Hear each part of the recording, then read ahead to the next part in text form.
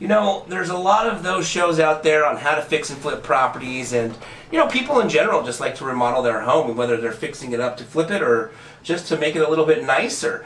And the questions I get asked all the time by new flippers or just home remodelers, do-it-yourselfers in general is, what order should I do it in?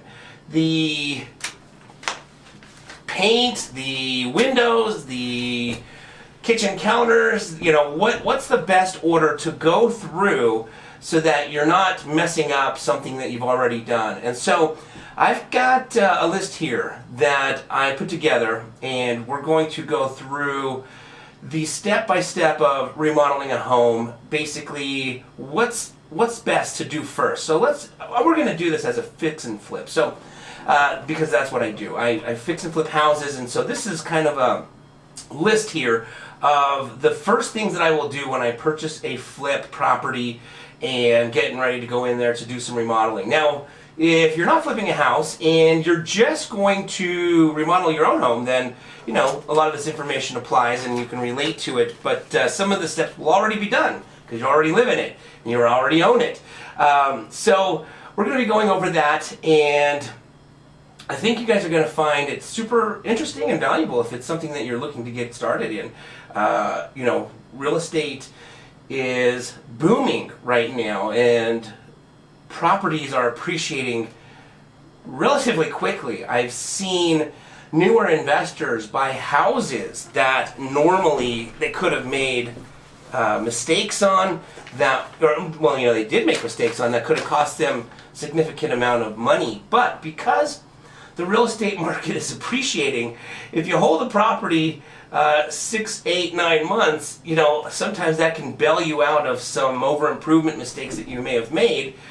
Where back in the recession, when we were, 2010, prices were going backwards. They were going down. So if you bought a property at a price that you think you could sell it for, based off of the comparables that were on the market, the most recent comparables on the market within the last 90 days, there's a good chance that if you didn't get that remodel, that project done quick enough, that the house depreciated, and when you go to sell it, it's worth less than what you thought you could sell it for based off of what was selling, right, 6 months ago, 4, 5, 6 months ago. Depending on how quickly you can get your contractors in and out, whether you're doing the work yourself, whether you're subcontracting it, an average flip is going to take about 4 months, depending on the size of the home. Bigger homes can take a little longer, and it also depends on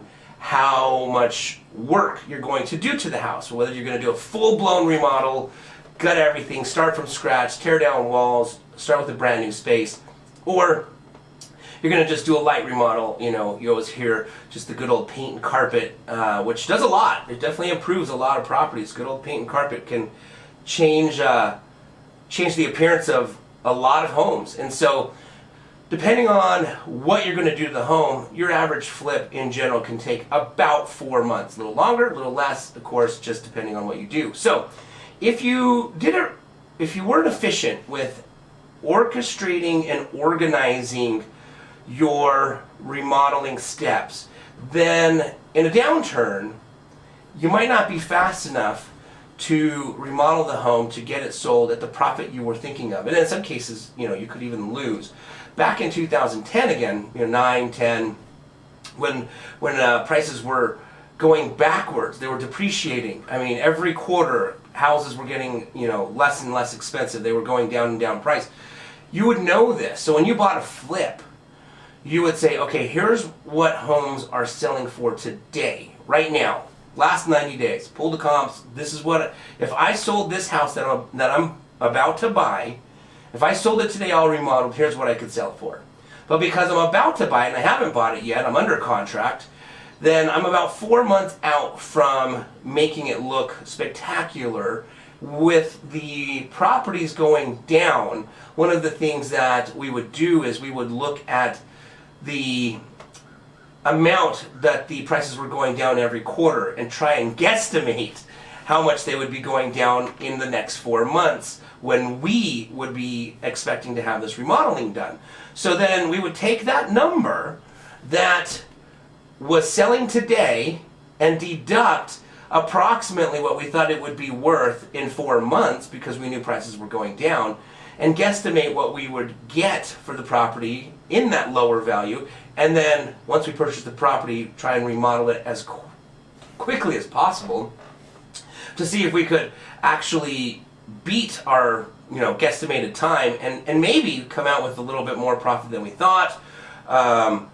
But you definitely were in a race against time because houses were going backwards. Now, since 2012, we're in 2020, for the last 8 years, houses have been going up. So you didn't have to, now, as of right now, things could change, who knows, in the next 3, 6, 12, 24 months, it could change. But as of right now, prices are going up, which is a lot easier to begin fixing and flipping and starting to experiment. This is a more forgiving market to make mistakes, because if you do make a mistake, then, like I said before, the property prices are going up. So that mistake might have cost you $3,000, but because you hold the property 4, 5, 6 months, it's appreciated that amount or more, in many cases, depending on the neighborhood, or more. And so you now end up with more profit. Or if you keep to budget, which is very rare, but if you do keep to budget or stay very close to budget, and you pulled comps that what you thought you could sell it for the day you bought it, but now it's appreciated, several $1,000s higher, now you actually just made more money than you originally thought, which is always a good feeling, right? It's always better to be conservative on your analysis, and then if you do get a better margin, that's just a bonus. But don't count on the better margin is, my rule of thumb. Right now, we can expect that in the near future, prices are probably, and I say probably because no one knows for sure, going to go up. But knowing that, I could definitely say, well, I could pay a little more for this house because by the time we fix and flip it, and if we hold it for 6 months, prices are going to go up a little bit, and I should be okay. That's probably not a good way to do it. You want to be conservative with the analysis, find a property. There's so many opportunities out there. I know there's a lot of competition because the market's so hot.